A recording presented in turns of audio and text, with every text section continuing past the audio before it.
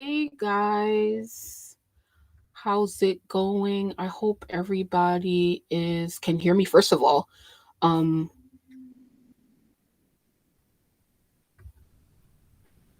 how is everybody doing on playback?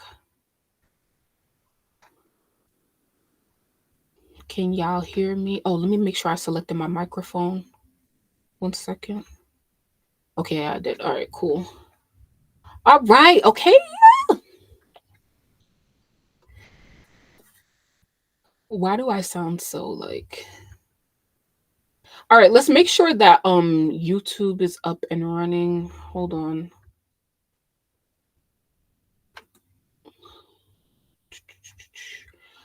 Oh, potent pondering, never pandering is in the building. Yo, LaRod, yo, I'm sorry. I be sounding like a fan every time he pull up because he be having me dying laughing and I ain't even watch nothing. So I cannot wait to see what y'all you have to say. Hey, Skeptical and B, thanks for coming through. First time seeing you. So, shout out to everybody on YouTube right now. Shout out to everybody who's joining me on playback. I really appreciate it. It's really good to be back, especially getting into some actual topics tonight. So, y'all already see the title. So, we're definitely going to get into some things. You guys probably already know that Nicki was just live on Stationhead. So yeah, I actually got some of that recorded and I will be uploading it. So yeah, I've been trying to like find a way to do that instead of like being live because like when we are live while Nikki is live, it takes away my energy for real. It's hard to, really do anything else, which is really why we haven't been doing like fem rap politics and stuff like that. So I'm super excited to be back today to get into some things. And maybe of course I'll have to address some things that she said as well. And y'all know me, I was walking in and out and shit like that. So anyway, let's get started. Bear with me as always. I'm pulling up Twitter and stuff like that. Um, a lot's been going on, okay? A lot's been going on everywhere, okay? So orienting ourselves, man. Okay. So much I want to talk about. And like as I always do, like when I'm making my lineup or whatever, it's like, okay, we got some, shuffling in the main rap girls right now. We have Glorilla, entering kind of like the top three in according to sales. I forgot to pull up her stats. I'm gonna see if I can do that when we get to that. Meg is over here doing whatever she doing. Child, Nicki whacked her a little bit. I'm cool with that or whatever.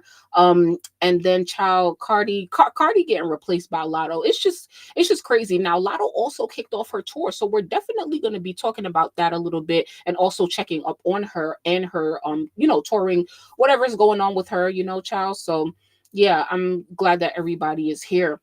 So make sure that you guys like the video, of course, and that you are subscribed to the channel with all your notifications on. And shout out to everybody who has recently been subscribed. I appreciate all the recent subscribers, especially as we've seen a surge since like I've been uploading Nicki Stationhead. So I appreciate all of you guys for being here. So if it is your first time here, this is the Fem Rap Politics section of the channel where we really just talk about like all the female rappers, like what they got going on and stuff like that. Outside of Nicki. So as you can see, we're on the channel now and been doing a lot of covering what Nicki's been doing on Stationhead, but obviously I want to switch things up and get back to everything else that we've been doing. Okay, so this will always be in the Fem Rap Politics section of the channel, which is right on the home page. It's a playlist that you can add to your YouTube library so that you're always updated anytime we add to it when I'm live or whenever I upload a video, because I might actually upload a video because I listened to Glorilla's album and I want to talk about it, but I don't want to waste you guys' time here, especially for those of you who may not be super interested.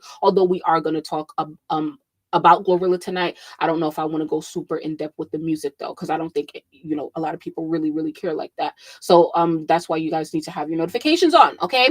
All right. So let me get into what do I want to do? Like, okay, so you know what? Before we really like get into anything for real, I know everybody's talking about it. It's at the top of everybody's mind right now. And oh, first of all, I have to say to like the crew on playback, like I truly have missed you guys this week. I haven't been live much this week, child, I'm grateful for the break for real, for real. So I hope y'all enjoyed a break from me too.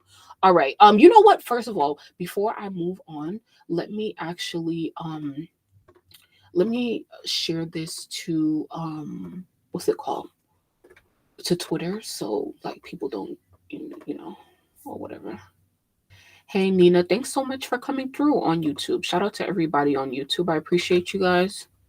I gotta I was posting in the community tab earlier to tell y'all like we going live tonight, and then it got the best of me. So yeah, okay. Dang, I just kind of messed up because no, I didn't. It's right here. Oh my god. So yes, shoot, I know everybody's talking about Lil Durk. It's crazy. I have some like comments, questions, concerns, or whatever, right? And it's like, bro, like how? Like how? Like, first of all, not even how. I don't even care about how. Why? Why would you even try to run? Why would you try to run from law enforcement if they already have you? Durk, like why book like and why try to throw them off, because now they're gonna come 10 times harder. Like I just cannot believe, especially after like literally, and I think that that's why I even feel the way I do, because especially we've all just been watching the downfall of Diddy in real time, where it's like, yo, he didn't do these things so he could have some leverage when it came to negotiating a bail package, and then Durk, you go and do the same thing. I mean, like you go and do like what Diddy didn't do. So it's not, it's like we now know, right? Like if you just surrender or whatever, you might have a chance to negotiate, but you try to run and throw them off and book a private jet. You know what I want to know? I want to know. Oh, thank you, Nina, so much. I want to know I want to know where was Dirk's kids and baby mama India. That's what I want to know. And it might not be relevant to the case or whatever, but like that's what I want to know. Where they at right now. I want to know who Dirk was traveling with and who he was about to get on the plane with. I want to know who was around, because he can't be moving by himself. Okay, that's kind of what I want to know. And shoot, there's so much details to this case. Everybody is covering it. I have been watching. Did Lizzie go over to YouTube? I've been watching and catching up a lot with DJ Academics and stuff like that. Oh, and I actually brought a clip from Academics that have you guys seen Academics' reaction to this?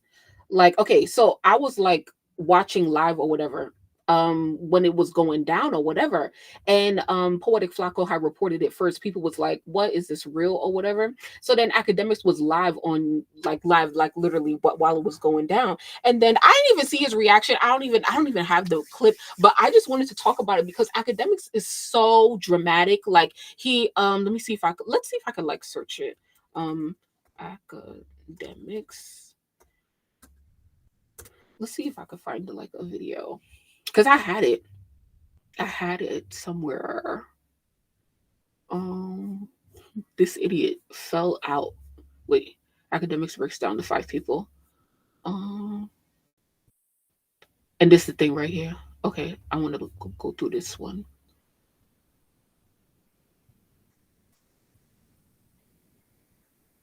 Anyway, I can't find the clip, but like, Academics is doing like way too much. But here's the thing. Academics, fucks with Lil Durk because he was saying, he tweeted like, oh, I've been covering Durk's career for like the past 15 years and XYZ and stuff like that.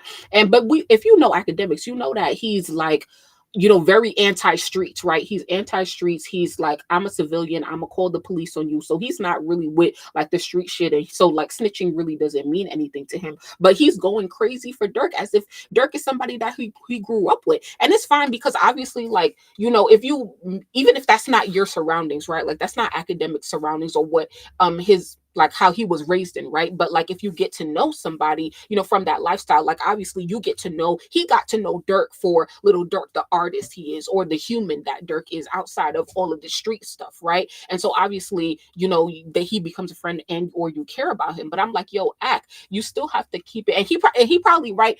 I'm gonna give academics some bail or whatever, because it's like he was really finding out in real time, like on camera, on stream and stuff like that. So that was his real raw reaction. But at the same time, academics is also someone who likes to hold people accountable, rappers accountable for the crimes that they commit. And he's like, yo, you did the crime, you got to do the time. So I definitely want to see him have the sort of like the same energy for Durk or whatever. Not that he needs to be dogpiled on, but at the same time, it's like, yo, we could all say like, yo, like we saw this coming, or X, Y, and Z. But it's like, hey, at the end of the day, you did it allegedly. You did come to you too. Okay. Yeah, of course. So he allegedly he did it. If they were able to prove it, right? Because innocent until proven guilty, I'll definitely give you that. But if he is guilty, then that's a decision that he made, so it's like can't really do nothing about it. But like I just I'm definitely hurt for his kids, especially the kid that it took Durk so long to claim. Remember, right? Like Durk was going through something with one of his baby moms where he wasn't claiming the kid in X, Y, and Z. Now Durk got like 8 kids at this point, but it's like sheesh. It's really, it really, really, really sucks. This is why it sucks, because it's like, and this is the clip that I just bookmarked, because somebody was saying, I was having a conversation earlier because somebody was saying that Durk should snitch, right? Durk should snitch back on whoever's snitching on him allegedly. So I'm like, Durk is not going to do that. Absolutely not. Because I remember Durk's interview with academics where he literally said like he don't F with rats, because rats is the reason that Durk was raised without a father, right? Durk's father was away for most of his life. He's recently came home, which is what really makes the situation super sad. It's truly like, like the circle of poverty and stuff, in his family. Despite all of the resources and money that he has now, he's still, has to deal with the consequences of the street life that his father, had to deal with. Now he has to deal with it. He lost his older brother to the streets as well. And even from the father's perspective, it's like he did all that time behind bars. Your son is a successful rapper, now going to be behind bars, and your other son is now dead. So it's just like, it just really, truly, truly sucks for real. So anyway, this is the clip that I was thinking about in my head. It said, Lil Durk once said that he despises all rats because a rat took his father away from him when he was younger. That's why he was raised by a woman. So here's literally what he said. All rats. If you ever told, you ever tell, I hate you, like with a passion, like that took away half of my, that made me who I am today. That took away half of my life, like motherfucker telling on my pops and that's what, I'm saying, I needed. So I was raised by a woman, I'm saying, which is my mama, who taught me everything I know. So I really hate rats with real passions. Like I hate you bad. I'm looking to the camera. I hate fucking rat. All rats. If you All right, so he just said how much he hates rats, how much he hates snitches. Sorry, if I just took the sound away. Yeah, so he's just saying how much he hates rats, how much he hates snitches, because whoever snitched on his father took him away.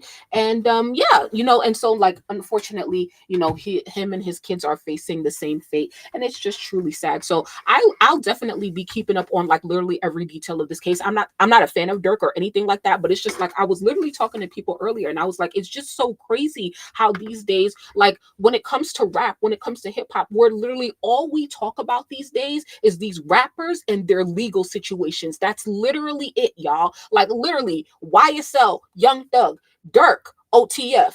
Child, I heard they coming for Quando Rondo too. He think he off the hook. No, they coming for you too. Who else? Child, they may be coming for Lil Baby. Who else? Who else got a case right now? Child, mad people. It's just everybody is caught up. It's literally crazy. So but I also feel like I've learned a lot in the past couple of years, which is following these cases and stuff like that. So I'll definitely be keeping up with the updates, and I'll try to bring them here with y'all. But most likely I'll just be watching academics. All right, so I just wanted to kick off with that. So shout out to everybody in here. Shout out to everybody on YouTube. Hey Shay, so good to see you. Remember he did 6ix9ine and called him a rat on that Drake song. All that rat, and you got 7 people on the live, and you talking about Meg.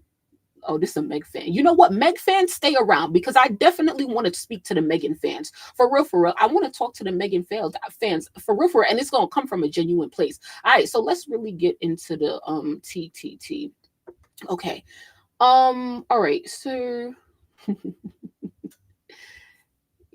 I see the Megan fans, they trigger child, but everybody triggered today. So it's everybody. One thing about me is that everybody will get an equal dragging, equal opportunity over here. Everybody's gonna get dragged. Okay.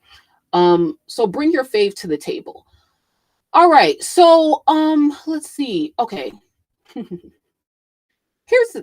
I don't even know where to start, bitch. Everybody's taking away everybody's spots or whatever. So I don't even know where to fucking start. I truly don't. So like, okay, so let's start at, you know what, we're gonna start a little bit at Latto. Okay, so because I'm starting at Latto because it's really starting with Cardi, and I ain't got no shit to say about that bitch because child, that bitch is dead, like literally dead, you know. So anyway, Cardi like was supposed to headline the one music festival that takes place in Atlanta, and she canceled it because she says she got some medical emergency and da da da da da. I don't really care. I don't know if that's true or not. I don't know. I really don't know, and I don't care. But anyway, they replaced Latto with her. So Cardi was a headliner for this thing. Look at her name right here.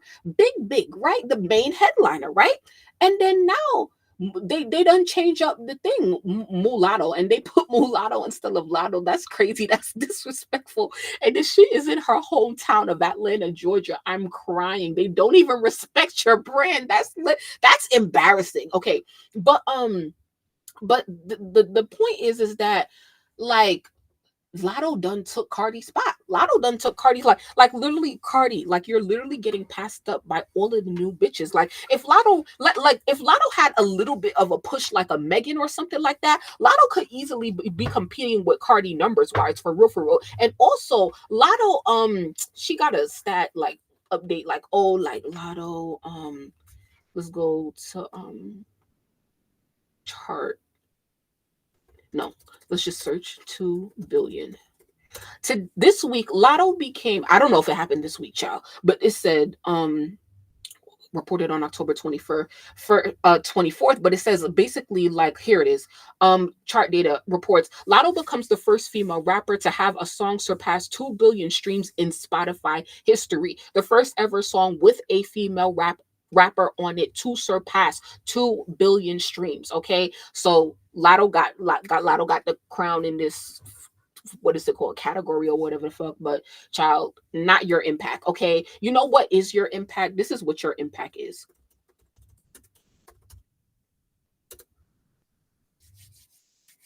Let's see. Okay, we gonna let me see. The pros. Yo, here, this is her impact. Bubbling Under. Look, this is the impact. Y'all see Glorilla album that just went number 1?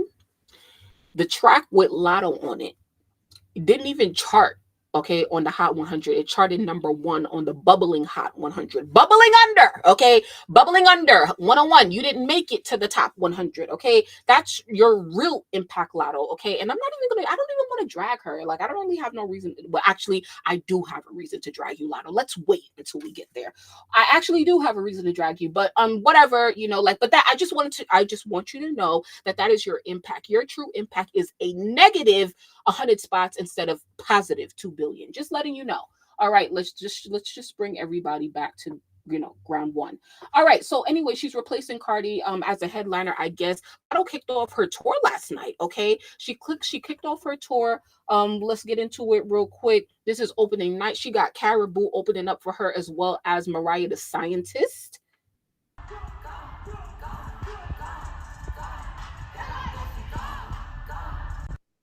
Okay, I see she got that choreo down pat. Somebody said why the stage looks so empty. What y'all think? What y'all think of the set design? Why y'all think of this the stage design? I mean, okay, that's the opening night. Okay, here's another video of opening night. Hey, Latto. Not going on. Just day one. It's okay. It's okay. So what I want to do is bring my girl Rara back out.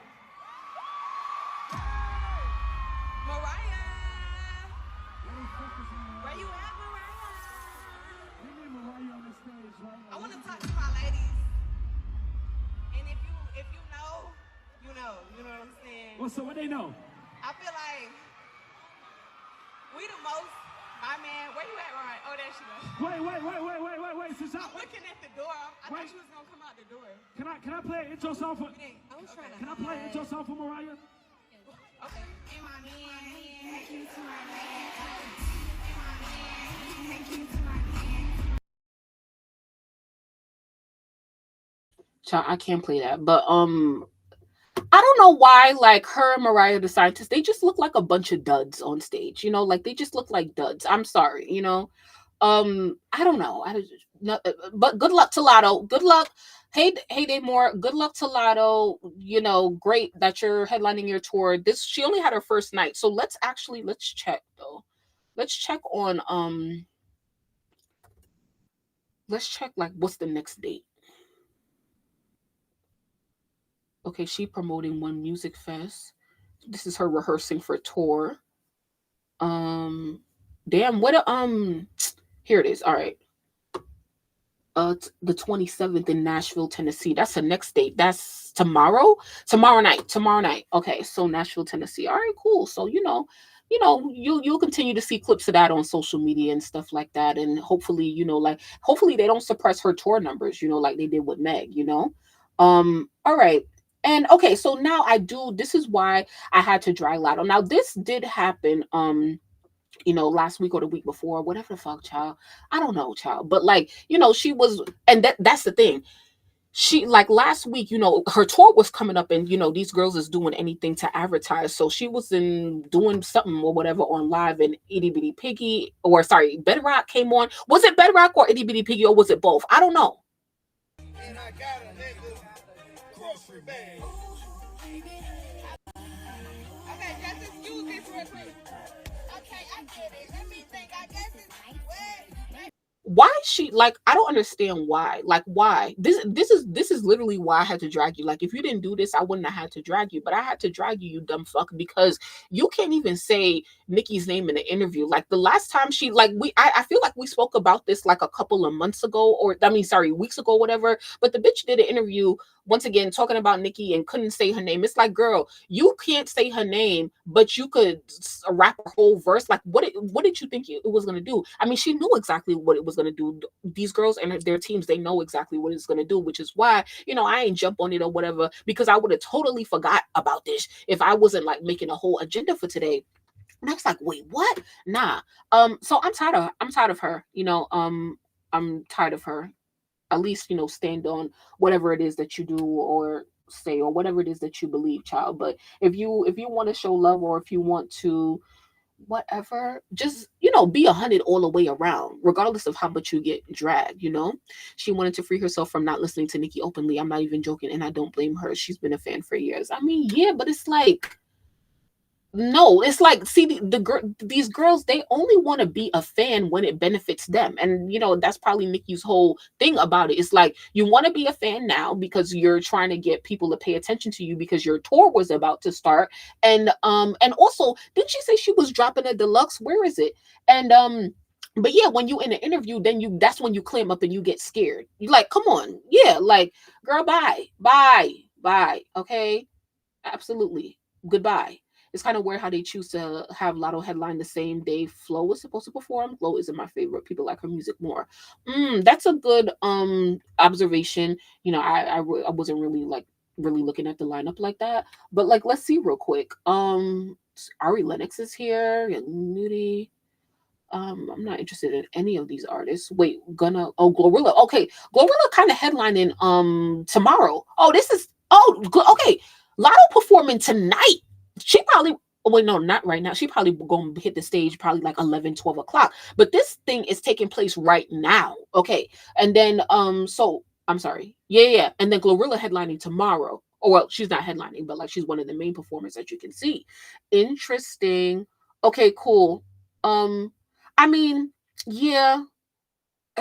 I don't know if it would have been disrespectful to Latto, like because like they already had Glorilla, so they could have bumped her up and put Latto in there. But I don't know, it would have been disrespectful. Either way, whatever. The girl got the opportunity, so good. Shout out to her. Congratulations, Latto. Do something with it.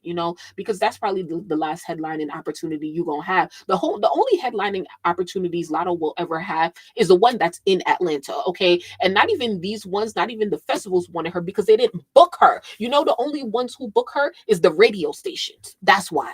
Okay. Yeah. Okay. And also, did show of hands, who actually listened to Glorilla's album? Let me know in the comments. I listened to it, and I must say, since I see Sexy Red's name here, I must say that I'm gonna say it. I was disappointed in their collaboration together. I thought it could have been like it felt too easy, like, oh, like we need a hit. Hair, face, ass, like it was just the same thing over and over again. So I was like, but yeah, I'll get into that another time. Anyway, um, so yeah, we talked about Latto taking Cardi's spot. Now, whose spot gotta get taken? It's actually taken. I used to write "taken" like on my papers in high school, and my English teacher will correct me every time. Like "taken" is not a word because it's dead not a word. It's taken. Okay, so I can't make that mistake ever again. Also, okay, all right. So before I get on somebody else's back, JT, I saw this floating around. JT submitted some stuff for the Grammys. City Cinderella Album of the Year, Best Rap Album, Immersive Audio Album. She submitted okay for Record of the Year, Song of the Year, Best Rap Song, Best Rap Performance, Best Music Video. Honestly, I don't think that she'll get any nominations from the Grammys. So yeah, but I just wanted to share that. Also, Nicki was posted up in the studio with Malibu Mitch. Okay, I believe that this was the same day that she had the engagement with Vogue. And so yeah, do y'all think something is coming? I actually meant to listen to Malibu Mitch's new song before I got on here, and Nicki played it on her Stationhead. She's been playing it on Stationhead at least once. So anyway, her new song "Bad Birthday" it dropped this week on the 23rd. So go watch Malibu Mitch's new video, support her. Yeah, I didn't do it yet, but I will do it now. Okay, somebody else spot gotta get taken next. Who was it?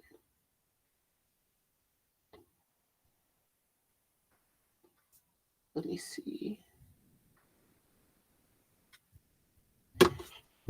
I need to do Glorilla.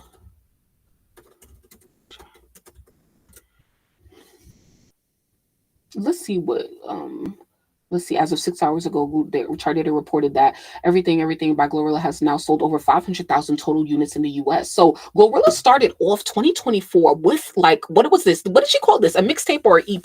Something like that. And it's really crazy, guys, when you look at it, right? Because I'm saying in my title, I'm saying like Glorilla took Megan's spot. Like she literally did. Like I'm trying to pull up her shit. Here it is. So Glorilla officially earns the biggest US first week sales for a female rap album in 2024. Out of all of the girls who dropped albums in 2024, Glorilla officially earns the biggest US first week sales for a female rap album in 2024. So I have to say congratulations to her. It's a great feat, selling 69,000 units first week, 77.98 million on-demand streams in the US, and 12,000 pure sales. That 12,000 number in pure sales, are you guys surprised? I guess I am. Like I definitely would love to see like a sort of so like a data analysis over time of Glorilla's sales, especially pure sales, because like it definitely is impressive.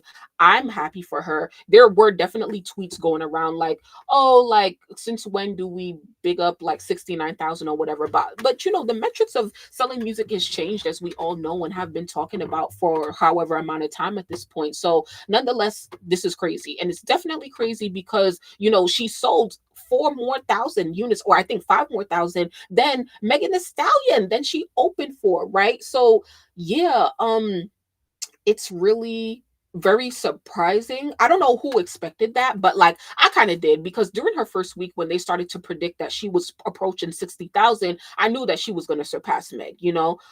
So it says, let's see, October 17th. So here's what her streams is looking like for the album Glorious on Spotify. So I'm going to pull it up real quick because I don't know. Now I did listen to the album, child, but did it, just to make sure, let me make sure that it doesn't have which pre-singles it had. See, I got her blocked on Spotify. Latto says Red Money Long. Okay, so she don't got on here. What's the song called? Her first hit of the year was what? Yeah, Glow is not on here because that's on everything. Okay, so TGIF, everything basically after that is on there. Okay, and here there are her most popular songs on Spotify. So this is good to see. It's amazing to see. This is what you want to have when you are releasing albums and stuff like that. So yeah. Now, so it's saying total 106.5 million streams, and so she debuted with 3.4 million to her 6th day. Now, actually, her first week is been over. I think this is the end of her second week. Oh my god. And we have to talk about it because this is why Glorilla pissing me off. It's no shade. She came and took Meg's spot. It says she earns her highest charting album and first ever top 5 on the Billboard 200. Okay, now when she announced the album, she said they was coming for number 1, but I knew she wasn't gonna get number 1 because it's a lot of big artists in the top 5 right now. And then she had to tackle Rod Wave in the first week, and that wasn't gonna happen. So yeah, TGI has now sold over 1 million units, 3.5 million's first day release on Spotify. Okay, so it debuted at number 65. Cool. But yeah, so like, dang, let me see. She also, I don't know how many, let me see if I could go to Billboard charts. If it could tell me like how many songs in like one tweet that she debuted on the Hot 100. Every song from Charlie XCX, October 22nd. TGIF hits number 1 on the rap airplay chart. Billie Eilish. Okay, here it is. So she debuted 3 songs on this week's Hot 100, number 31. What You Know About Me. That's a cool debut at number 31 with Sexy Red, top 40. Okay, number 90, How I Look with Megan Thee Stallion. Number 92, I Love Her with T-Pain. All right, cool. I mean, I definitely feel like she deserved to chart more for real. I thought that it would have charted more after listening to it, because the album is good. Like the quality of music is definitely good. So I'm surprised to see that she only charted 3 songs. However, she probably in total has about 6 songs, 5 to 6 songs on the chart right now. Because remember, she's been charting Yeah Glow, TGIF, all of the singles that was released before the album. Those are still on the charts, as to my knowledge. Okay, so at least TGIF should be on. So she probably has about 6 songs on the charts right now, and these especially the last 2 is definitely going to fall off by next week. Okay, so yeah. So can we say that she officially took Megan's spot? How do y'all feel about that? Or y'all think it's too early? I think I have a case. Trishay said it's all right. Who submit music for the Grammys? Is it the artist or their label? I'm thinking it's the label. Glow had the highest pure sales of all female rappers in 2024. Interesting. TGIF, isn't it that Star song? I heard that before. I don't know what you're saying, but TGIF, that song belongs to Glorilla. So yeah, I have nothing bad to say, honestly. I'm super proud of her. I think I don't know. yeah, I'm gonna talk more in depth about it like in another video and stuff like that. But I have nothing bad to say for real, for real. And I think that like I had made a video like a couple months ago where I was saying like you enjoyed the album. Okay, cool. I made a video a couple months ago how I was saying like, you know, Glorilla is a good example for music executives, but like in terms of like, you know, taking back your narrative, right? Like because she addressed on the album, you know, how she's made mistakes and in her career and she got back on track. Like we all clock her fall off, like when she was, you know, doing those songs that was questionable or whatever. Like she clocks that as well. And she talks about how she likes criticism and stuff like that. So I was saying earlier this year when she was really starting to get hot again, I was saying like she was a good example for music executives in terms of like fighting back and taking back your narrative because Glorilla was trying to give a little bit sexy or whatever. But and then in one of her lives, remember, Hey Mally, we talked about it and we said Glow don't give me main character energy, but happy for her. In terms of like being a top 3 main girl, it's gonna be really hard for me to see as well. But like the stats, the quality of music, the impact, like the genuine impact, it's there, you know, like it's there and it can compete. It can, I believe that it can compete with Cardi. Even if Cardi was at the top of her game, I believe that the Glorilla's quality of music right now can compete with Cardi. And in turn, and even not even just in terms of like, is it good, but also the charts, right? It can compete streaming wise. She can child, we still gotta see. Wait, it's Saturday. So Megan first day numbers probably came out already, but child, I don't even feel like putting all the light up right now. But like numbers wise, impact wise, quality of music wise, Glorilla's smoking Meg out of the park right now. I heard a little bit of, I mean, I did hear Megan's album or whatever that was released the other night, but it's like I literally have absolutely nothing to say about it. Nothing, like literally not one thing. Like it's trash. Like the shit is trash. Like, and this is why I really gotta speak to the Megan Thee Stallion fans for real, for real. Shout out to my replay crew, whether you here with me or you live right now and you fuck with Megan Thee Stallion and you really love this girl. Like, I just really want to know because we about to get into it, especially when I get into the things that Nicki was saying earlier today. It's just like for real, like genuinely asking, as a Megan Thee Stallion fan, how do you like? I don't understand. Number one, do you genuinely enjoy her music? Number two, with all of the like, her music clearly does not resonate with most people, right? And so you can still love your favorite artist music just because we don't love it. You can still love it. That's totally fine. But I want to know that, like, as fans, like we love to see our favorite artists win. We love to see them be successful. We love to see them put out great music because we love to jam to the music, bitch. That's why they are favorite artists, right? But I just want to know, with all of the architecture that Rock Nation and Jay-Z is really doing for Megan Thee Stallion in the background, how do you feel as a fan of Megan Thee Stallion, a girl who could actually rap? How do you feel as a Megan Thee Stallion fan knowing that like the shit really don't amount to nothing because her impact is not what they're trying to make us believe? And y'all can say all y'all want, Megan here and there, and she had a great year. Yeah, it looks like she had a great year on paper. And I don't even want to talk only numbers, but it's like, girl, like, do you really see that nobody gives a fuck about Megan Thee Stallion? Her music can't hold nobody. Nobody cares. How do y'all feel about that? All right. Good questions because the numbers don't reflect the facts. Okay, I'm sorry. I just went off. Okay. Oh man, I ain't even get to what Nicki said, child. Like, look at this. Look at. Wait, no, sorry. This is just my notes on Glorilla's album on the music, child. I'll record something on that. I did take. Here are my notes on the things that Nicki was saying today. I didn't really take a lot, child, because I ended up doing stuff and then she left and then I wasn't really listening. But here's the thing. All right, so we talked about Latto taking Cardi's spot. We talked about Glorilla taking Meg's spot. Okay, boom, boom, boom. So number 3 is taking Glorilla, kind of in the number 3 spot right now. Or I'm sorry, number 2 spot. Honestly, according to sales, it's Nicki, then Glorilla 228, then 69K, and then who number 3? Oh, Meg. Right.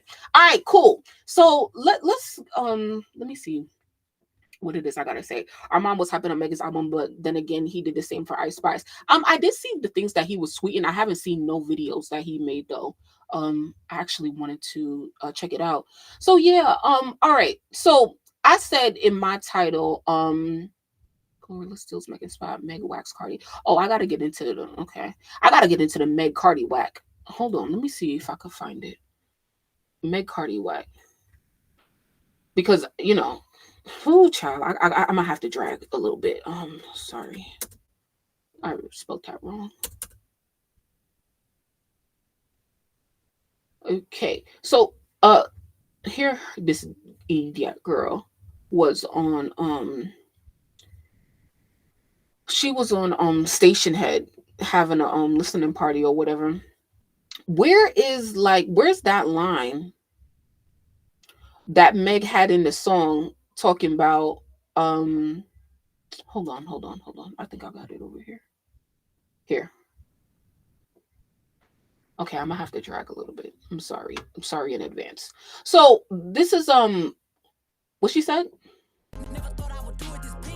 I'm the youngest bitch owning a masters. Bitches all the fuck stuck in a deal. Never thought I would do it this. So she said she the youngest bitch owning her masters. Bitches old as fuck stuck in the deal. Now somebody like people were trying to direct this towards Nicki, but other people were trying to direct it towards Cardi. So I'm definitely gonna go the Cardi route because, of course, as we all know, Megan's bars, her disses, or whatever the you want to call this, it doesn't hit. It never hits. And we can't attribute that to the queen because no. You know, like even though Nicki is signed to a label, like she still owns majority of her masters in publishing. Megan, we really can't say the same for you, honestly. You know, you're independent on paper, but you do got, you know, Jay-Z and Roc Nation and Desiree up in there as power of attorney on your business paperwork. And so it's really, it really makes sense as to why they're pushing you so hard, because they have to have some sort of like other personal interest in the little bit of scraps that you do make for your music. And maybe I'll, you know, get into that a little deeper another time, but yeah, that's just on the surface level things. Anyway, are there any Megan Thee Stallion fans in the chat right now? Dang, there are none. Wow, you know, Megan, Jay-Z, y'all gotta give it up for real. Y'all really gotta give it up. Because you know, I guess they don't be here live, child. But you know, Megan Thee Stallion fans, make sure y'all make yourselves known in the chat, because we really gotta have a real conversation. Because we could talk all of this, you know, politics shit, Nicki, Roc Nation shit, or whatever. But for real, like, you know, we're here for the music at the end of the day, you know, and it's everything but that for Meg. Like, it's pretty clear to me that Megan Thee Stallion does not care about music. That's not even a priority. That she probably doesn't even want to be an artist anymore, or doesn't even care about being an artist anymore, because it's just like, for what? For what? When I have Jay-Z here putting his every resource behind me, why care about music when I can be on the cover of every magazine, when I can be on the cover of every product? Why care about music? I'm just here to basically take a what's it called? An attendance. Take attendance. She basically just taking attendance at this point. They don't care about music. They don't. They absolutely don't. And to see you having all of these brand deals, like for real, like you're like that, it just makes it very clear. Like for real. Like, I don't know. Anyway, Megan, irrelevant. She will always be irrelevant, and we have to treat her as such. Okay. No, I did not see what Zach Campbell said, Lizzie. I didn't see what anybody said. I think she does. She's just been making music and drinking nonstop to cope with her personal losses. I mean, she's always been an alcoholic, but she started releasing music back to back after traumatic experiences, no breaks. But I feel like the reason why Megan has been constantly releasing this because she was trying to get out of that deal with 1501. But for real, Megan, you literally went from being a slave to another slave. You're basically a slave to a bigger slave master, you know, like a bigger, more powerful slave master, because they literally got you everything you do goes back to Rock Nation. So you can be on the posters and the billboards or whatever, but know that that money going to him, not you. And I just really want to know, like, what else is Megan doing? What else is Megan doing? What else is Megan giving to Jay-Z and Rock Nation to really get the push that she's getting? And I think that, like, when it comes to Megan, we talk a lot about, the Nicki stuff, because Nicki has shined a lot of light on what's really going on with Megan Rock Nation. But I also thought about Tinashe, because those of you know I follow Tinashe a lot, and Tinashe is of a very, like, just a pure example of what a real independent artist means, even though you have some sort of, like, popularity or main stage, recognition, mainstream recognition. Tinashe is independent. She's signed to an independent label, but remember that Tinashe is being managed by Rock Nation. Okay, so though, if you follow Tinashe, you do see her having a lot of opportunities that she never had before, both in and outside of music. But at the same time, you can do a comparative analysis between what they're doing for Tinashe and what they're doing for Meg, because both Tinashe and Meg claim to be independent, right? They're both claim to be independent. You have two independent artists signed to Rock Nation for management. And they said only management, to them, only management. But one girl is being at the top and one girl is just getting average support. So what's the difference between those girls when they're both independent? Now, every artist is going to have a different deal, but I'm just letting you know, because we do a lot of comparisons from Megan to Nicki. But if you want to really see, like, business wise, like, what is Rock Nation really doing for their clients and who gets treated like what, you got to look at the other clients that are on the roster. Anyway, Rock Nation owns Megan's name and production company. She gives the illusion of being independent because she performs under her production, but is still owned by Rock Nation and Warner. Yep. There's Slave to Desert Rat. Yes. Okay, cool. So, yeah. So, here's the thing, right? So Nicki got on Stationhead today, and well, there has been a lot of chatter on the internet, obviously, ever since Megan dropped her project yesterday. And I guess most of it is bad. None of her shit is charting anywhere, for real, for real.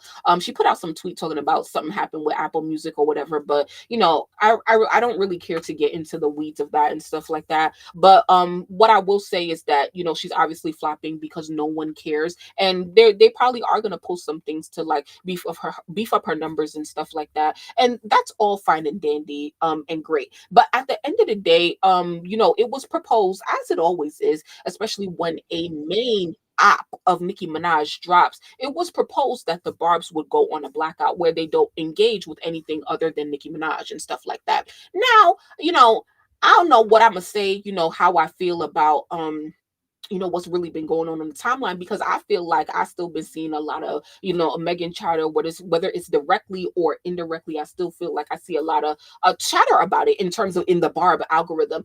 And one reason why I'm gonna chill, I'm gonna relax a little bit, okay? Because there are similar things that happens because of the Kendrick and Drake beef. A lot of this same thing happens over there when it comes to the male rap fan bases, like the OVO crew versus Kendrick, stuff like that. Like, they got their beef just like the Barbs and the Hotties got their beef and stuff as well. So I'm not just going to get on the Barbs and the female rap fans and stuff, because truly there is a lot of toxicity going on the other side of the internet that I don't really see a lot. And also, there is about 50 people in here with us watching on YouTube. Shout out to everybody in here right now. Please like the video. Can we get up to about like 25 likes? I appreciate everybody for being here. So anyway, we're just talking about bitches getting a spot took, but they claim that they was taking spots. Anyway, so yeah, like I do want I actually wanted to pull up a tweet. So and this is what I want to read. Because even though we can say that Megan Thee Stallion is Nicki's number one op, I don't know how y'all would feel about that. I don't know. It feels like you could say anything, but how you get treated is really what tells me. And the amount of energy I feel like that Barb's put into tracking Megan's movements, it just has to stop for real, because we see that Megan Thee Stallion flops, we see that her music is trash, nobody cares about it, nobody's talking about it. And yes, there are things to clock, especially when we want to talk about the things that Megan Thee Stallion gets that's probably not to merit, where she doesn't really deserve it, or her demand is not there to say that she belongs in all of these ads and for all of these companies and stuff. Like, all of that is fine and dandy, pointing out just the artificial ways of like architecturing her career is definitely important to a certain extent, but we have to do that in moderation. And so here this tweet was saying, I get about giving ops their lashes, but somebody like me, I'm gonna wait until numbers are final, and then you will never see me give an update on my timeline before the ops post their numbers. It'd be given checking for your ops, and that could never be me. I'm pretty much the same way. I could, if I don't like a bitch, I ain't talking about her, child, and I'm not checking for her. Okay. And so I think that this year, a lot of people have learned so much this year because of all of the beefs this year. Even we can just keep it into the female rap sector, because we can talk about, remember when JT released her mixtape and Sukiyana was coming at her? JT waited until her first week was over to respond. So all of the artists are now understanding that, okay, if I don't want to beef up my ops, I gotta wait until their week is over, then I'm gonna do what I gotta do. And I think that the fans, specifically the Barb, should really treat Megan the same way, because yeah, we got a lot of ops, we got Megan, we got Cardi, we got Latto, when honestly all of them are dead to me. For real, Megan is the deadest one. Like, I don't give a about her. You wouldn't actually, Cardi is really the deadest one, because I can't even, bitch, I just keep scrolling, like I can't even. But for some reason, like, I literally do not care, like literally, about like anything that Megan does or says, and I am not going to care unless Megan, Jay-Z, or anybody at Rock Nation does something big where, Megan comes out and she says Nicki Minaj's name or something like that. That is the only way that they're really going to have to get me to gag and get me to stop what I'm doing. All of this other shit, all of this, Meg dressing up as Nicki's pink print ever, like, I mean, what are we going to do about that? Like, yeah, we can clock it X, Y, and Z, but like all of the marketing that y'all literally give Rock Nation and Megan, it really has to stop, because y'all are really doing all of their work for them, like doing the side by sides and stuff like that. Like, it's truly embarrassing. Like, we have to stop. Like, I want to challenge the Barbs to not tweet about a op bitch. Like, when she dropped, like this bitch is going to flop. Trust me, she's gonna flop, guys. All Megan does is flop. That's why 2024 for me wasn't needed. Like, the Bigfoot shit, like somebody was saying, like, I thought about something earlier today. I said, because Nicki said something, and I was like, I don't think that, like, Nicki was claiming during Bigfoot, Nicki was saying, oh, they're gonna push it to number one, they're gonna push it to number one. But it's like, nah, like, you was pushing them to push it to number one because you was irritating their fan bases and stuff like that and making them go harder, And then so that's why we be like, yo, Nicki literally gave her a number one or whatever. But I feel like, I don't think Nicki thought she was gonna go number one. And then when she seen the predictions keep going up, she was like, you know what, fuck it, let me take her to number one, bitch, because you'll never be back at number one now. And that's the lesson that I don't know who learning this lesson now, because bitch, I already knew. Megan always been flopping, like I said. So it's like nothing is new to me, right? Like, Megan doing 40K is not new. So but now she's definitely, Nicki is not really, like biting into it or whatever. She's saying what she's got to say, but she's not being direct, and she's saying just enough, because at this point we know what's going on with Megan, Rock Nation, and Jay-Z, so she doesn't really have to be super direct. I don't feel like I have an issue with like what she's doing and how she's doing it right now. I guess, yeah, but I always have something to say, y'all. So yeah, I guess that's how I feel right now. She ducked direct smoke and hip hop heads let her slide. That never been a thing in rap. She deserves to flop. Facts. Yeah. Yep, and they take the bait from the hotties all the time. Barb should have learned from the last time this happened and made up numbers just to be embarrassed when official numbers came out. Yeah, that's a fact. And that's another reason, because y'all pushing their fan base to go harder, for real. We got to stop. Especially for Meg, like, we really got to stop. I see Meg all down my timeline. Barbs don't listen, for real. I keep scrolling. I can agree with that. She don't have the finesse. Oh, did y'all see Meg hop on Stationhead? I'm late. I don't know if it was discussed already. Yeah, she did hop on Stationhead. I think that was yesterday. I don't know. What did she say? I got a quote. PF2 ever was going smooth until she decided to engage in his drama, child. We are going to revisit that at some point, child. I think I think I was telling you guys a couple of weeks ago that I was thinking about going through the listening back, to everything that Nicki said during that week that she went off on Meg. So here, Meg was on Stationhead, I guess, last night, and she listed Cardi among female artists that she's been listening to in her personal playlist. Somebody said, "Who are you listening to besides yourself?" I mean, and besides Beyonce, obviously. Everybody know, y'all know I love me some Young Dolph. Y'all know me, I love me some Glock. Uh, I don't even want to. I can't even play this because they got music playing over it. So I guess she lists Cardi or whatever, and yeah, that's fake. Do you really feel like? Do you really believe Megan Thee Stallion is sitting up listening to Cardi B? No, no, no.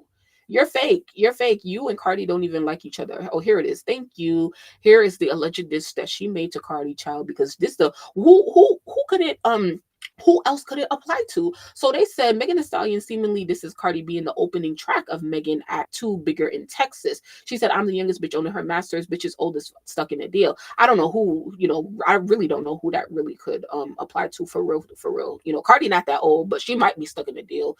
Nicki a little older, but she don't look like she's stuck in a deal. So I don't know who she's talking to. But who knows who Megan is ever talking to? Because she's never talking to nobody, bitch. Like, and yo, I was really listening to Glorilla album, and the shit was good. And the song that Megan is on Glorilla album, it's like, oh, okay, like you kind of did your 1-2 on there. Like, why you can't come with that energy on your own shit? Like, what's the song called? How I Look. It's alright, but it's like, girl, like you suck. You literally suck. Like you literally suck. Like I don't know. Did y'all see Glorilla coming and really taking Megan's position? I don't know if I saw that for 2022. She must be listening to old apps music. Yeah, I don't believe her. Nicki not in the 360 deal, right? All right. Okay, so basically, Nicki said a couple things.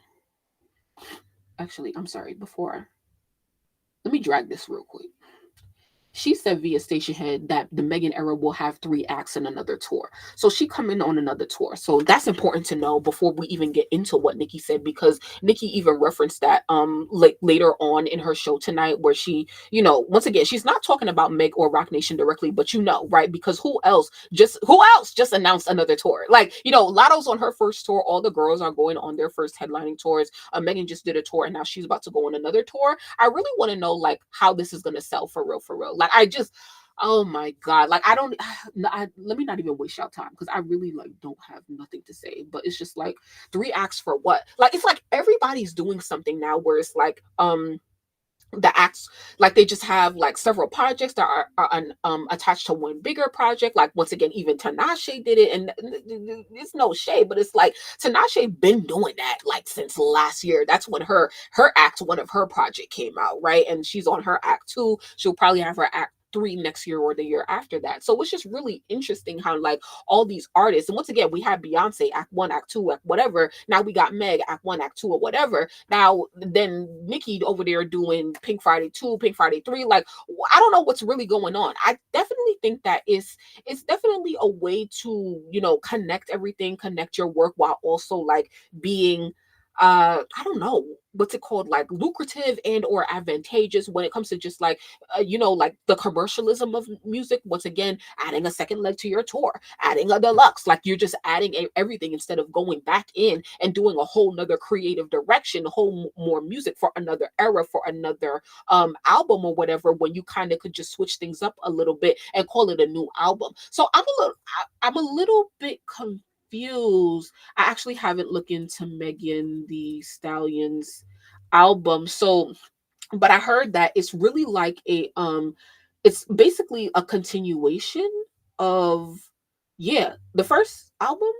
Wait, is this a playlist? Oh yeah, that's a playlist. Okay, let's go to artist pick the album. Okay.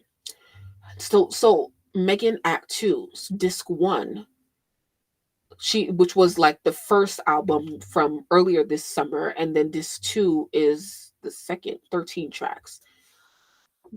I don't understand. I don't understand. But all I know is that like they just like you can just make more money in a smaller amount of time. That's what it feels like when it comes to like releasing all these projects for real, for real.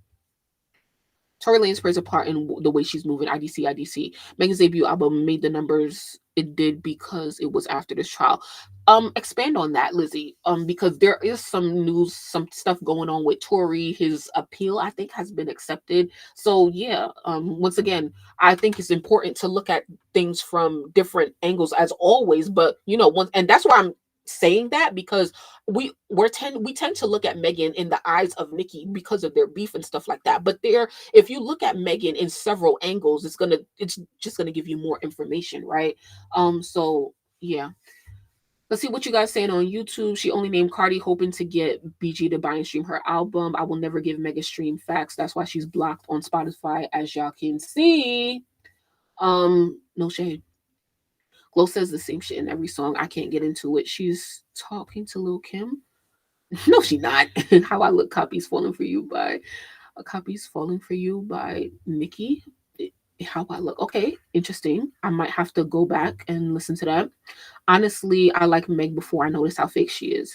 I never liked Meg nor Cardi. Yeah, even before the Nicki beefs, I knew they weren't genuine, trying to misguide younger girls. Yeah, I really didn't care for Megan. Lizzie said Megan announced the album date after Tory's appeal date. She made it the same day, and he got his appeal. Well, they accepted it. They didn't grant it yet because you know we still gotta, I guess, go through more. And I'm not like keeping up with Tory's case really, really intimately. I know, you know, the surface level, but yeah, like, you know, we can say that Megan's strategic. Rock Nation is strategic or whatever. It's so much. Like when you think about like all of the things that's possibly going on and just like, that's why it's just so fake. It's so fake. And that's why like seriously and genuinely from a fan perspective, like I'm asking the hotties, like, how do you, I get like at the end of the day, Megan Thee Stallion is still a human being and she has flaws. And so you may feel for her, you may identify with her story, whether you struggle with like substance or anything that she's been through, you know, losing your parents. Like I could understand identifying with her in those ways and or wanting to see the best for her because we want to see the best for everyone that's Black. We want to see everyone be successful. But it's just like, it's not real. Like it's just not real. And I don't understand why you would want to be propped up as literally just a photo when nothing behind you is real. I wonder like how much money do you take home? And it's just like seeing and it's like they know and oh my God. Woo! I was about to go in. Listen, y'all gonna have to chillax. Y'all gonna have to chill out. Those of y'all, because it's a lot of people in here right now, so I can't really speak as freely. But y'all have to like at some point, y'all have to like understand, right? That what Megan and Rock Nation and Jay-Z is truly impacting Nicki to the point, and it really kind of said it today because I really been saying this, but it's like Nicki literally, okay, you know what? Fuck it. Sorry, let's get into the shits. All right. So Nicki comes on Stationhead today. And basically you could see literally I made a whole fucking like I made a whole title because I'm gonna upload some of the audio that Nicki talked about tonight. And I'll upload that, you know, either later tonight or tomorrow so y'all can go and hear it for yourself. But basically, Nicki came on in the beginning of Stationhead. I don't know if I have this specific audio, but like she was basically saying like how like basically Stationhead been playing with her numbers. Okay, so when Nicki was getting on Stationhead, like let's say in December when the album came out, Pink Friday 2, she was going up to about 20,000 people in the first and second weeks of the album being out because she was talking about the album. It was a lot of hype and energy, right? Then her numbers started dwindling down to about 10,000, 7,000. And then at some point it went to like 2,000 and never really went above 2,000, 3,000. But now in the last couple of months, her numbers been back up to like 7,000 to 10,000. That's usually where she would be if she was being extra messy. Like that night that she probably had Armand and Millie on, it probably got up to about 13,000. But now that Megan rolls out her project, now Nicki Stationhead numbers is back to 2.25 thousand, right?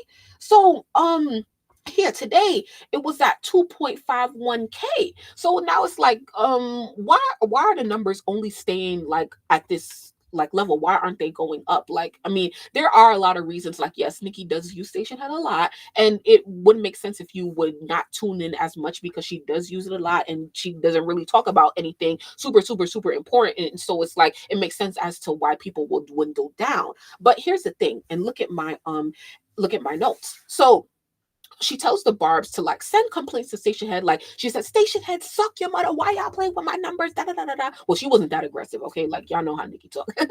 I'm just saying with a little bit of what she said. So basically, she's clocking Stationhead indirectly, and directly for playing with her numbers and suppressing her reach on the app, okay? Because we went from 7,000 to not being able to get above 2.6 thousand. I think we got to 2.6 thousand tonight. And so obviously there's a problem with that, and I do see that. Yeah, there is a problem because the numbers was just fine a couple days ago. So what's really going on now? Now, yes, Megan Thee Stallion was on last night, Stationhead, while Nicki was on at the same time. Don't really know too much about that because I did not go over there. But at the same time, like Nicki was saying how like they're doing this to her, they're suppressing her numbers on Stationhead because they want Nicki to not use Stationhead anymore. Nicki been using Stationhead a lot to connect with the fans, but also to like boost her streams, as you should, because that's what Stationhead is for the artists or whatever. So she starts to tell the Barbs to send complaints to Stationhead, like, why are you guys suppressing the numbers and or more other stuff? Because I did kind of walk out while Nicki was talking, so I didn't really hear everything. So then she said, so a fan in the comments told Nicki while she was talking that I got a notification 8 minutes after she got on. Nicki said they're not stopping nothing unless they get in the cut of my money. It's not in their best interest to ...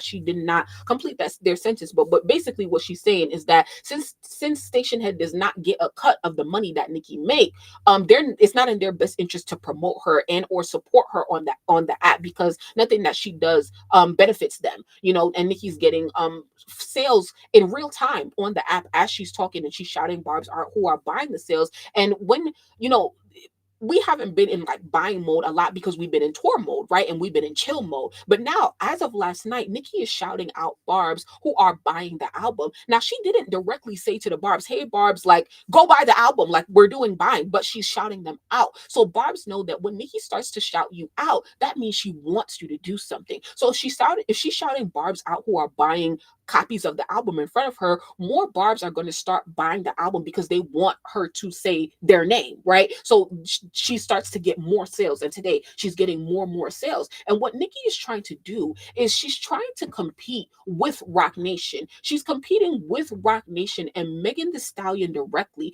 They want her to get off the app, but instead what she's doing is, instead she said, okay, y'all gonna cut my streams because y'all are cutting the amount of people that can be in here. We was at 7 to 10K, now we back to 2.5K. So since you want to cut my streams, I'm going to tell my fan base to go and buy the music. So now her sales are going up. And even tonight, Nicki read a tweet that said Pink Friday 2 is seeing a surge of sales on the iTunes chart. So now that's how she starts to get the Barbs like, oh, and then I was thinking like, okay, we are literally competing with Meg, because I don't know where Megan is charting. We can probably check.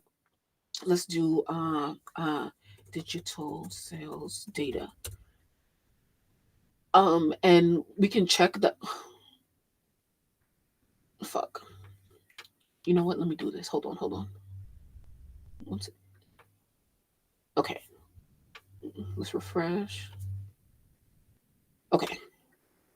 Now go to the US. Let's see what's charting on iTunes right now. Let's look at Megan Thee Stallion, number 42, Bigger in Texas. That's a song, right? That's not a project. 328 sales. What is this? This is the singles chart. Wait, that's her highest charting single right now? And you just released, bitch, you all the way down at 42? 328, girl. Oh my God. Well, let's do another search. Let's search Nicki Minaj. Okay, Nicki is currently not charting on the top 200. But this is singles, right? This is not albums. So this is tracking singles. Megan, that's her highest position right now at number 42. So let's say that Barbs wanted to have a chill buying party right now, and not in no revenge and shit. But I'm just saying, like, if we just wanted to have a little low-key buying party, we can literally compete with Megan's numbers while not even doing anything, while Nicki doesn't even have to release music. So I feel like that's a little bit of what Nicki is trying to do. Like, bitch, they playing with my numbers, so bitch, let me get a little bit more sales. Like, what's good, you know?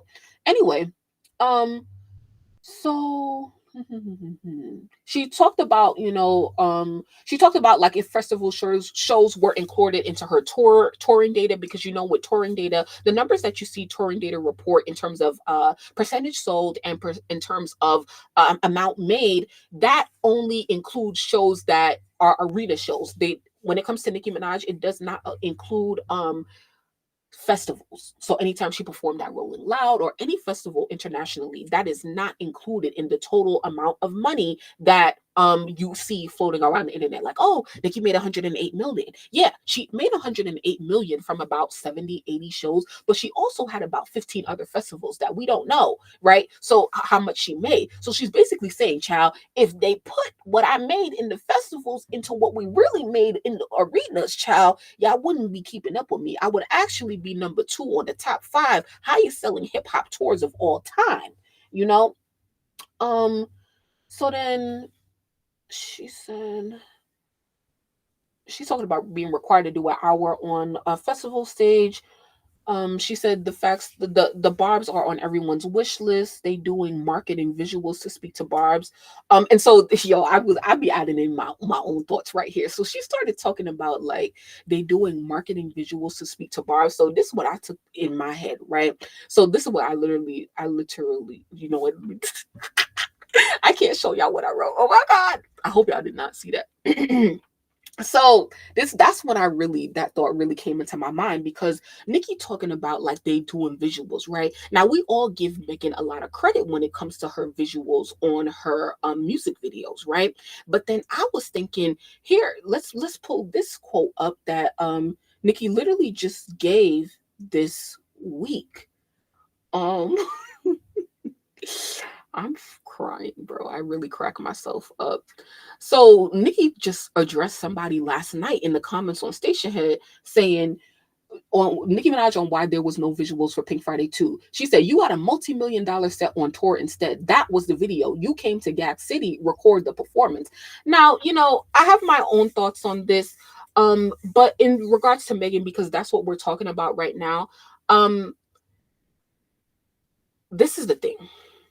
At the end of the day, you guys, we have to admit that Nicki feels like her fan base is at stake to the industry. She feels like because Megan Thee Stallion, Roc Nation, they're doing whatever they can to give amazing visuals. And what do those visuals do? They attract barbs who want visuals from Nicki Minaj, right? And because visuals is a component of artistry. And so like I do think that Nicki is competing for barb's attention with other labels and other artists, because she probably thinks that, they're trying to get my fans' attention with giving all these girls all these things. Let me go live. Let me entertain them instead. Like that's what it's giving. That's what it's giving. And so she has the right to do that because this is her fan base that she worked for. But at some point, we got to be honest. She is competing, and like she said, it's corporate giants and machines that went against me. She's competing with Roc Nation, the company, right? She's not competing with Megan Thee Stallion. It's Roc Nation, the company. Is your mic plugged in? Yeah, it is. Can you guys hear me? Okay. All right. I'm going to read some comments while y'all talk. I noticed that too. Our numbers are stuck. It usually fluctuates. I can attest to this. I went on Stationhead. My stream days stayed the same. I've been looking attentively this past week. And this is why I hate when they compare these artists to Nicki. Destiny, I like that you get into the sales charts and analytics of female artists. That's your strength. Not many do this. I appreciate that so much, Daymore. Keeping us busy. Facts. I still wanted a music video. My Gag City seats weren't the best, so I couldn't record. Dang. What's some sections, if you care to share, were you sitting in? I appreciate that so much, Day More. And in terms of charts and stuff like that, we all talk about charts and stuff, and it's no shade, Day More. I ain't nobody, child, but I do feel like a lot of other commentators, they now talk about charts and stuff more. And I don't want to say it's because of me, child, but you got to be able to put it in perspective. Yeah, we can say who doing better than who, but you have to be able to put the numbers into perspective, because numbers should make you be able to tell a story. It's not just to look at, right? So anyway, you can hear, okay, cool. Hate Train Era have videos for every single and feature. I missed that. Yeah.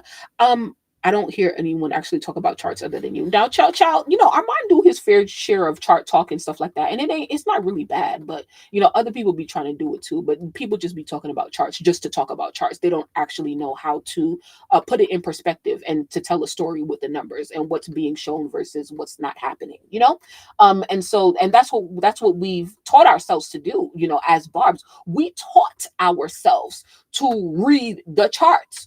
We taught ourselves to read the charts, to interpret the charts, to manipulate the charts, right? So I know what to expect.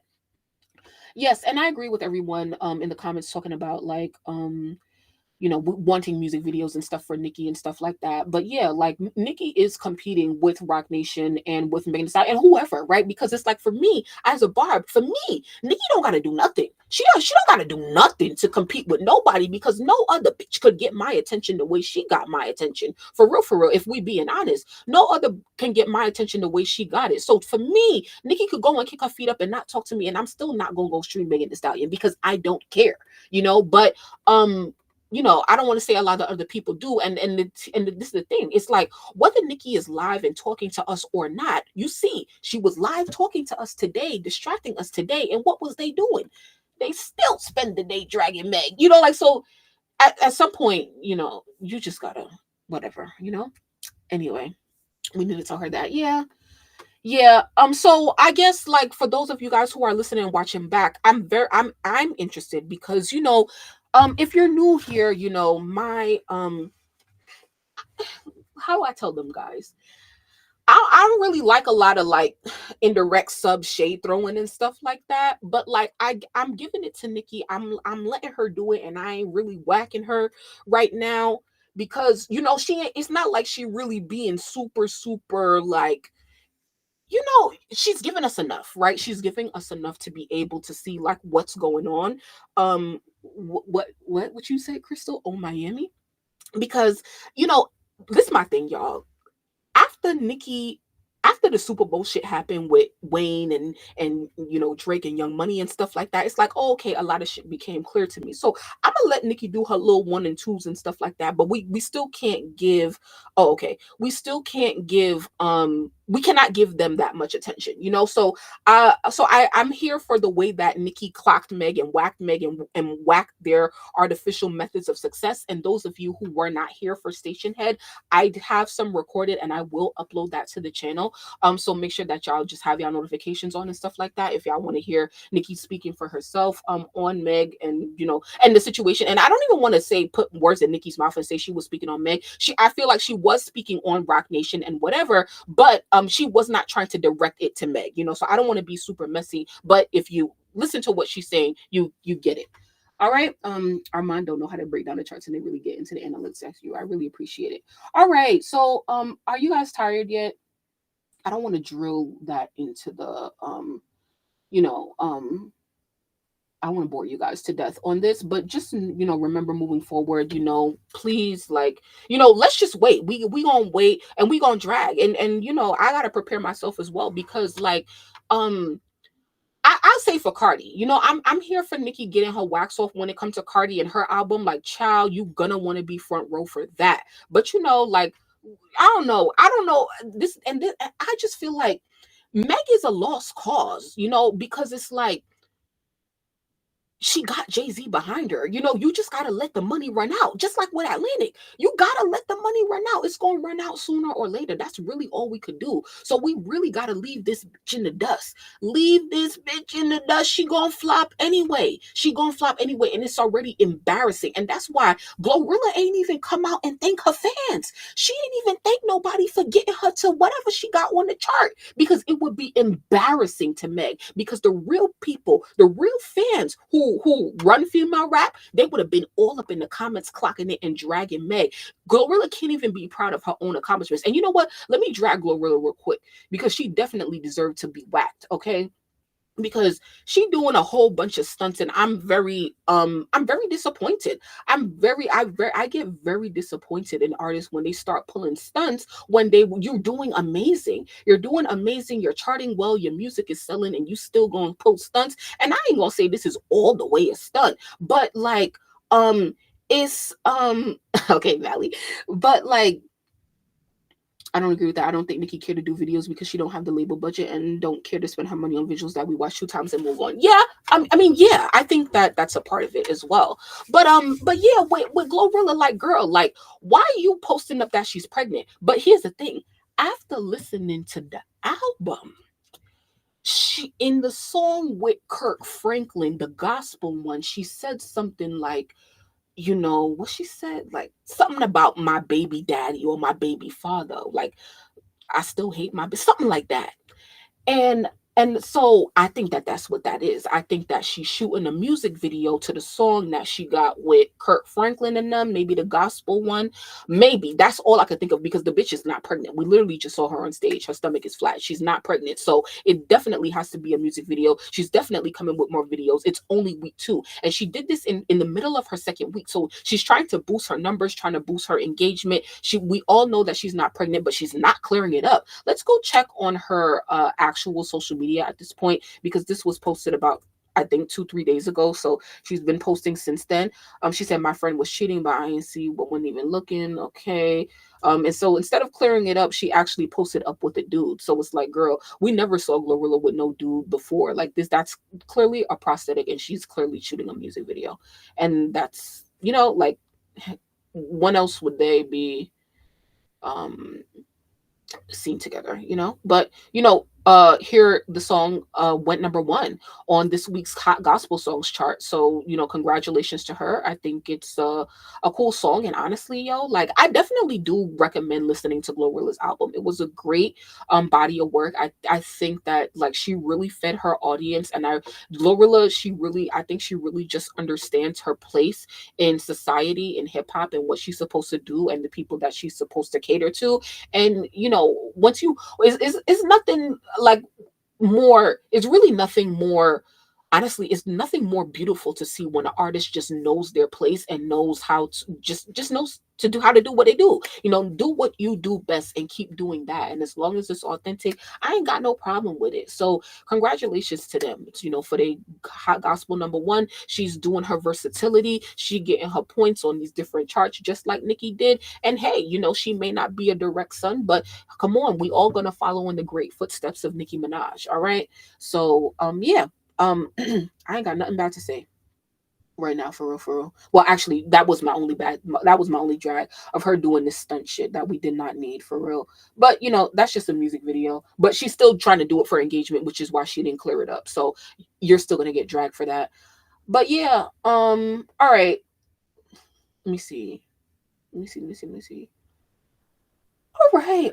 I think that like, oh, I had a couple more things. So if there's any other things that you guys want to get into real quick, feel free to drop them in the chat. Or if you guys have any other comments, questions, or concerns, let me know, because I kind of got through everything that I really wanted to get through tonight. I have a couple more things that I want to say.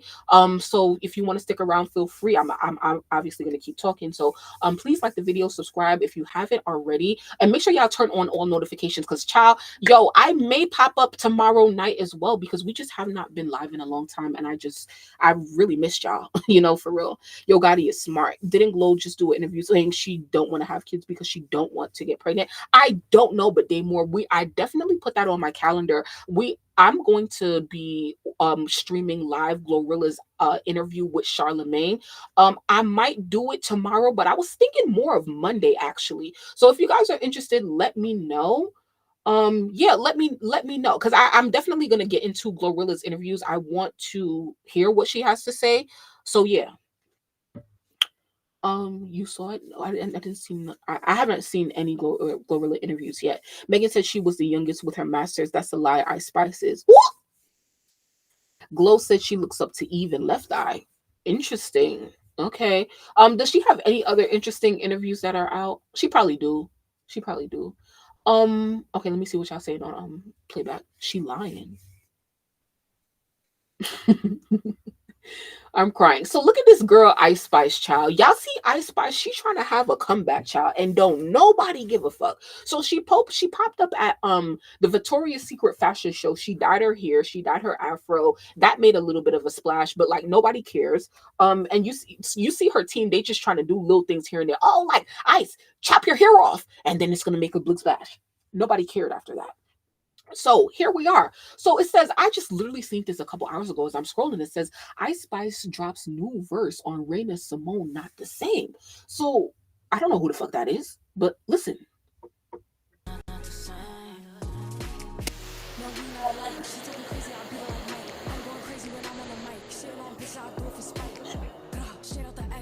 Okay. Oh.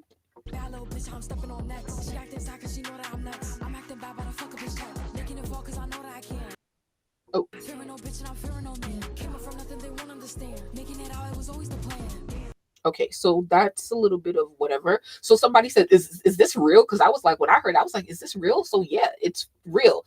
Some artists just released this song, and it got Ice on it. Ice did a remix or whatever. So, but I don't think she promoting that. Like, how would you have known that that's out right now? Like, I don't even understand. Let's go to her page. And just because like you feature on a song as an artist, why are you saying something wrong? Ice Spice. Why? I can't get to her page. Did she delete her page? Ice Spice.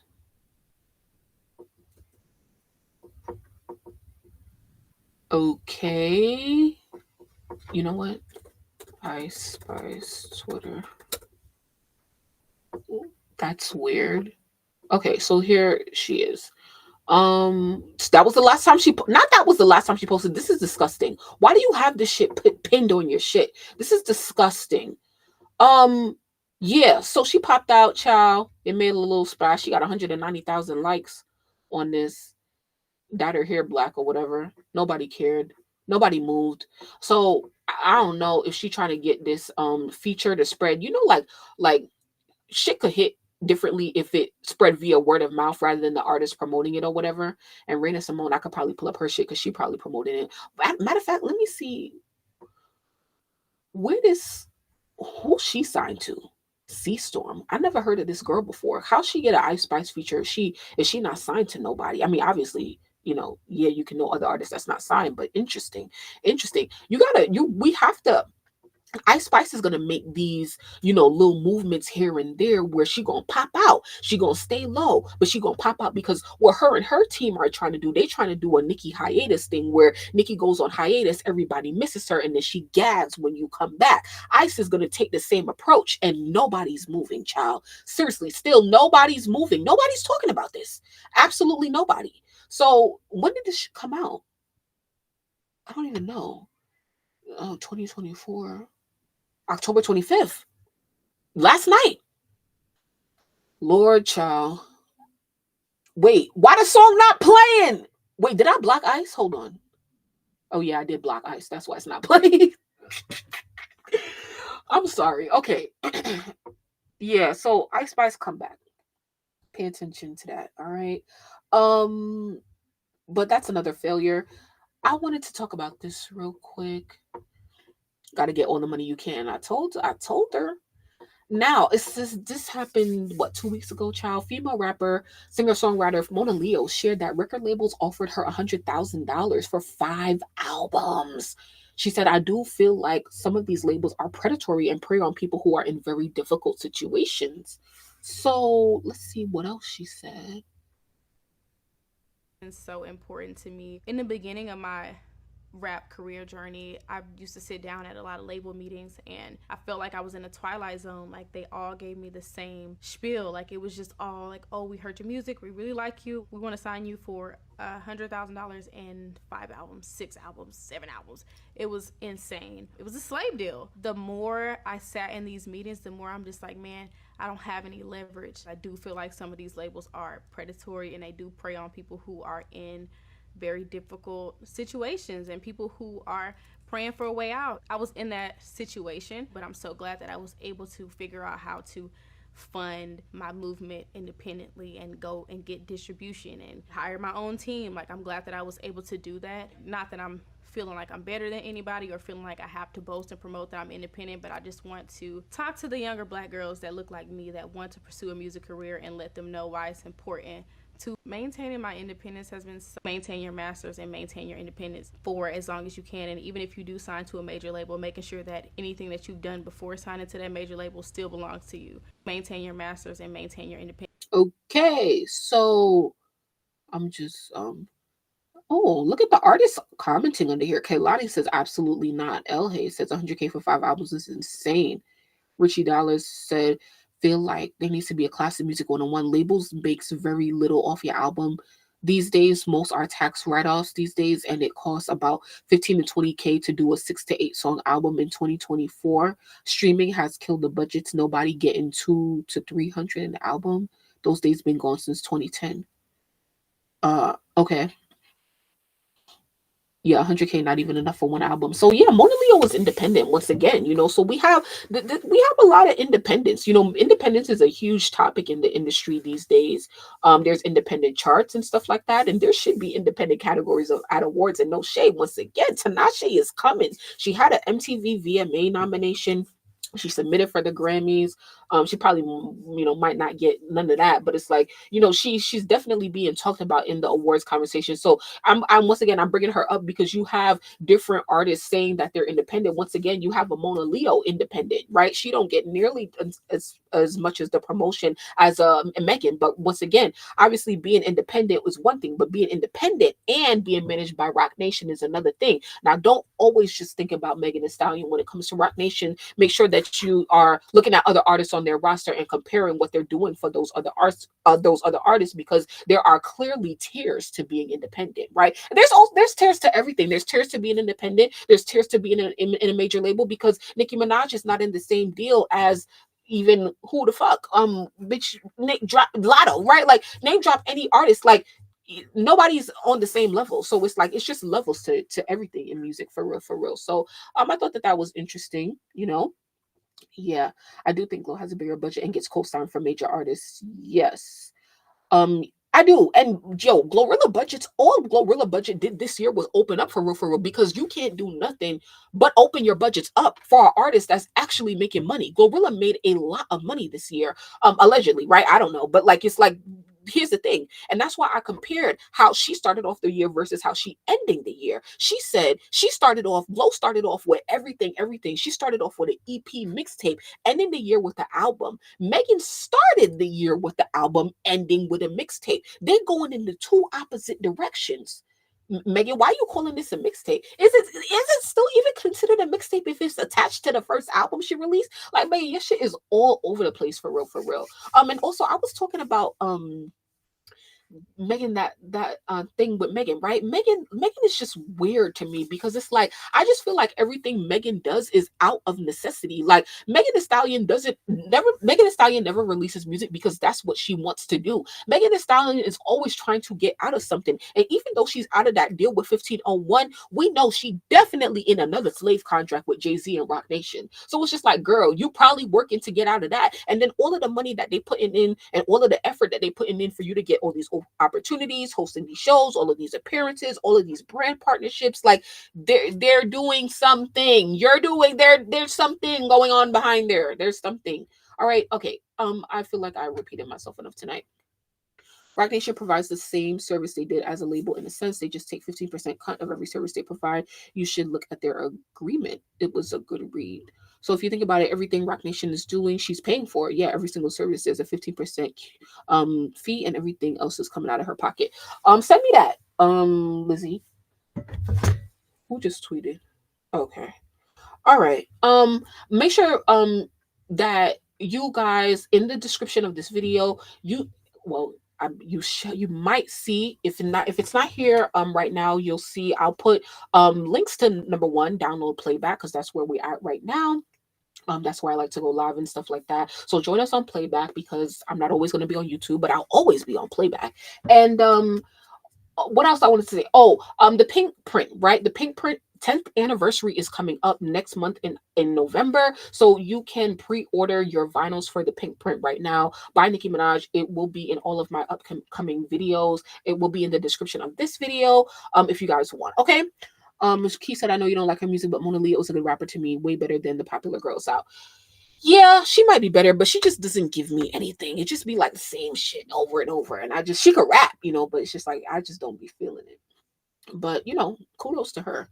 She's not as wealthy as she portrays herself to be. Oh, definitely. I would love to see, Megan Thee Stallion's financial documents. Oh, I would love to see that. I think we all would. Okay, there was something else that I wanted to say.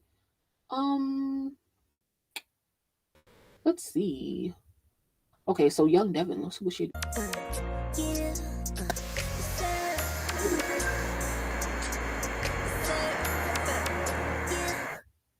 she performing something new. You a freak, tell by how you touch it. Take me out of this comfort. Little tipsy baby, now we stumbling. You ain't even seen nothing. Copyright. And like concussions, I got you stuck with Emmy in your budget. Yeah, heard you got bread, I never been to. Think I said I never been to London. No, I'm a wedding, that is why you come quick. Okay, I probably will like this, as a lot of things these days, it gotta grow on me. Let me see what Young Devin been up to. She said she was talking to Foxy Brown at 3 a.m.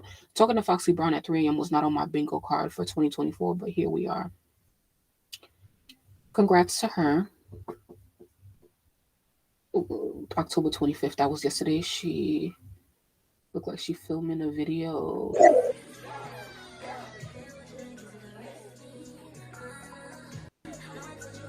Okay, it seems like Young Devin is having a little resurgence or whatever. What is it? Blockwork LTV video shoot. Oh, okay. She had a video shoot. Dope. Seems like she started her own company as well. She's independent too. Started her own label or whatever. So that's cool. Making my rounds as a newly found CEO, and I couldn't feel more blessed. Thank you, SoundCloud, for being one of the first platforms to ever support me in my dreams. 10 years later, and I made it into the building preview of my new album, period. Okay, cool. It's looking like she releasing. I gotta keep my, she's one of the artists I like to keep my eye on here and there, because she's really good. But I could understand if people don't really like her sound, because she's heavy on the auto tune, which I feel like she could turn it down, but nonetheless she is super talented, both vocally and rapping wise. So no way Megan's net worth is 20 million. Yeah, I don't believe that either. Oh, Poland Pondering is still here. Yes. So I gotta let me actually check her Spotify, because I've been like LaRon, I was listening like all summer. I was literally listening to Choosy. That was literally, I can show you right now on my playlist. Like literally, look.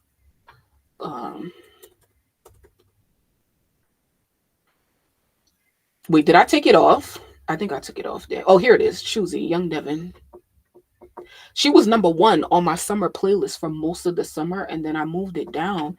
But I have to see what else she's been releasing. But it don't seem like much. Like I'm confused. Let me see what this is. Okay, that's not hers. This is a feature. So yeah, I'm a little confused. It seemed like she's going through some business changes. She just said, she's her own CEO. So I don't know if she is. Oh, this is probably what. Let me see. Okay, so that's what we just heard. Okay. So it seems like she's coming with a project. I'm here for it. I will be listening and checking it out. Who else do I need to listen to? So I listened to Glorilla. Yeah, I can't remember, but nonetheless, we're gonna watch Glorilla's interview in the next like 2 days or so. So yeah, I appreciate everybody for coming through. Daymore says I ordered my pink print from Target, considering getting the black and pink cover from Nicki's website. I want the one from Urban Outfitters. I love that one. Checking in with y'all real quick on playback. Thank you guys so much, everyone, for coming out tonight. I truly appreciate it. It's 10:48 p.m. on the East Coast. It is a Saturday, so I hope that you enjoy the rest of your night. We talked about everybody getting their spots took. Latto child taking Cardi headlining spot. That bitch is just child. I need to watch what LaRon said about Cardi, because I can't keep up with that hoe. She is just too, like, she's literally not interesting. And then we got Glorilla taking Meg's spot, child.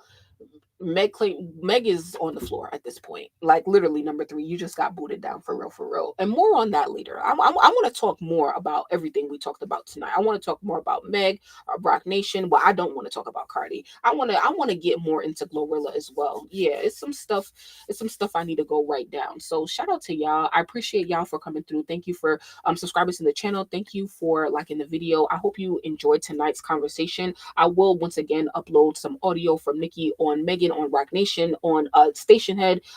That shall be coming in the next 24 hours or so. So meet me back here the next time I go live. Download playback, like this video, subscribe, and I'll see you in the next video. Thank you guys, everybody on YouTube. Not Meg'S aboard. Have a great night. Enjoy your weekend.